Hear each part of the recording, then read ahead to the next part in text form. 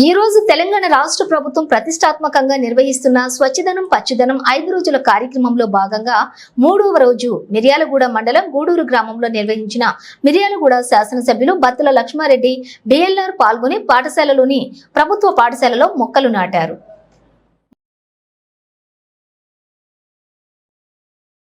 అనంతరం అధికారులతో మాట్లాడుతూ పర్యావరణ పరిరక్షణ కోసం పట్టణాలు గ్రామాలు పరిశుభ్రంగా ఉండాలి అనే ఉద్దేశంతో ముఖ్యమంత్రి రేవంత్ రెడ్డి ఈ 5 రోజుల వినూత్నమైన కార్యక్రమాన్ని నిర్వహించడం జరుగుతుందన్నారు. అధికారులు గ్రామ పంచాయతీ సిబ్బంది ప్రజలు అందరూ సమన్వయం చేసుకుని బాధ్యతగా పనిచేస్తూ ఈ కార్యక్రమాన్ని విజయవంతం చేయాలని అన్నారు.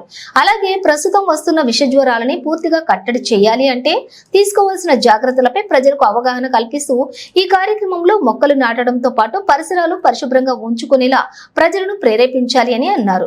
అనంతరం స్కూల్ పిల్లలతో మాట్లాడి మధ్యాహ్నం భోజన సదుపాయాల గురించి తెలుసుకున్నారు.